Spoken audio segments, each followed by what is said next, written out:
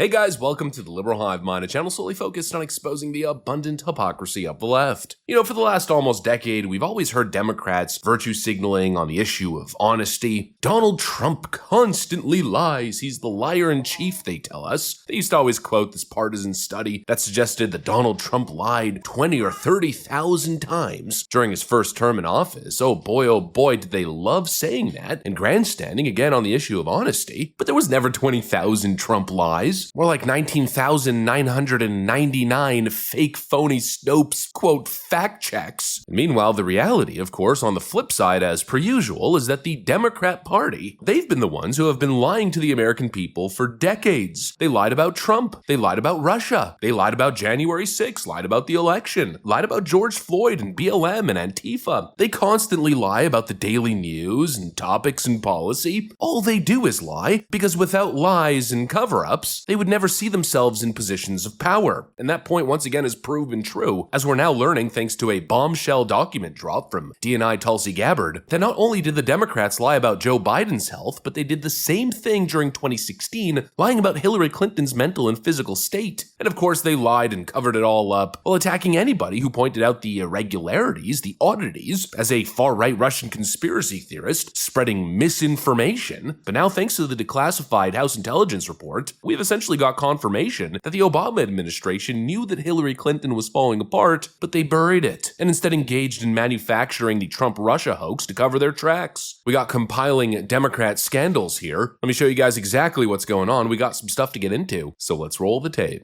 All right, folks, so just take a look at this. The report goes into great detail about the information that Russia and Putin had on Hillary Clinton, which included possible criminal acts like secret meetings with multiple named U.S. religious organizations in which State Department officials offered, in exchange for supporting Secretary Clinton's campaign for the presidency, significant increases in financing from the State Department. They also had documents that showed the patronage of the State Department to State Department employees who would go and support Hillary Clinton's presidential campaign. There were high-level DNC emails that detailed evidence of Hillary's, quote, psycho-emotional problems, uncontrolled fits of anger, aggression, and cheerfulness, and that then Secretary Clinton was allegedly on a daily regimen of heavy tranquilizers. Then CIA Director Brennan and the intelligence community mischaracterized intelligence and relied on dubious substandard sources to create a contrived false narrative that Putin developed a quote-unquote clear preference for Trump. I think the underlying point there is that we understand from intelligence what Russia said that they had.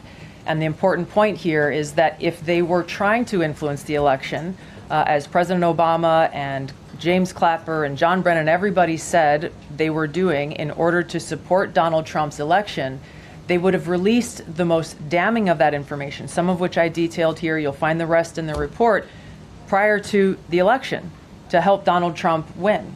They specifically withheld what they had on her, the most damning information, because they thought that she would win the election. They had plans to release it just prior to her inauguration to, again, sow discord and chaos in America. Some pretty wild stuff, I gotta tell ya. I mean, we were just getting started with Obamagate, and now we've got this. Let's go ahead and bring the report up here. As you can see, page 17 of the declassified report reveals that Russia was sitting on devastating information about Hillary Clinton, apparently sitting on internal DNC communications admitting that she was on, quote, heavy tranquilizers and dealing with uncontrolled fits of anger and aggression. And this, of course, matches the reports from after she lost the election in 2016, supposedly behind the scenes berating her staff and going on a completely unhinged meltdown. Apparently, she was suffering from chronic medical conditions like diabetes and pulmonary disease. The report indicates that she was visibly unfit for office. And while Obama and top Democrats found her condition, quote, extraordinarily alarming, well, they still pushed her forward, kind of revealing a little bit of a pattern here, huh?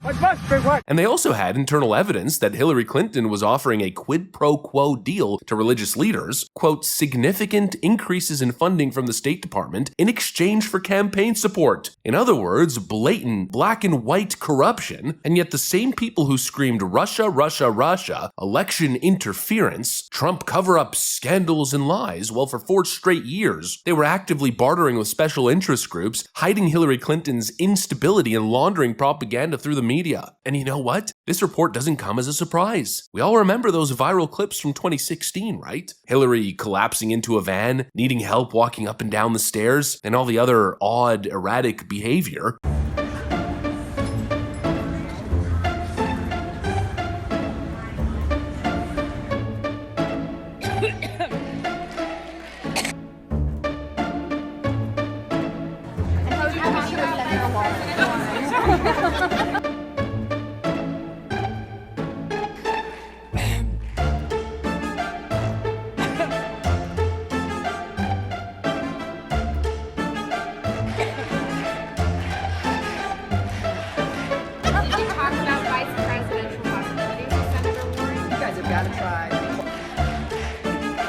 Thank you.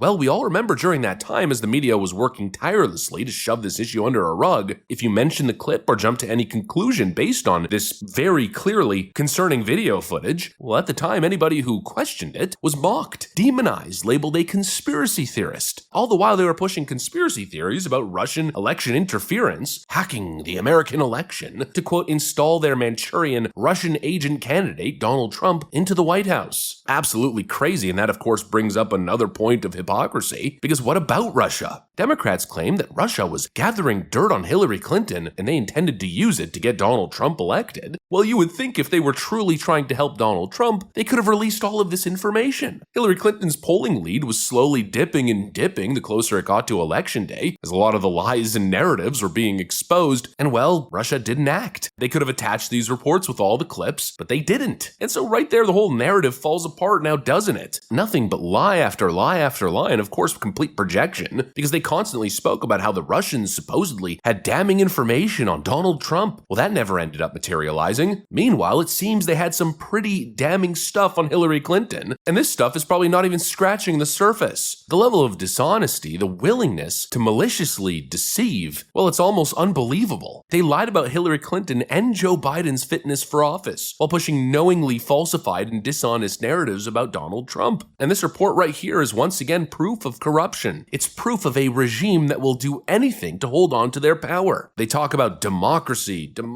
election interference. Yet time and time again, it seems as though the only people acting undemocratically, the only people attempting to interfere in American elections, well, it's them. Just call it the DNC playbook: lie, suppress, cheat, and of course, accuse your opponent of all the crimes you just committed. Anyways, that's pretty much what I got for you guys. Hopefully you enjoyed the video. If you did, make sure to leave a like and possibly subscribe. Thanks for watching, and I'll see you on the next one.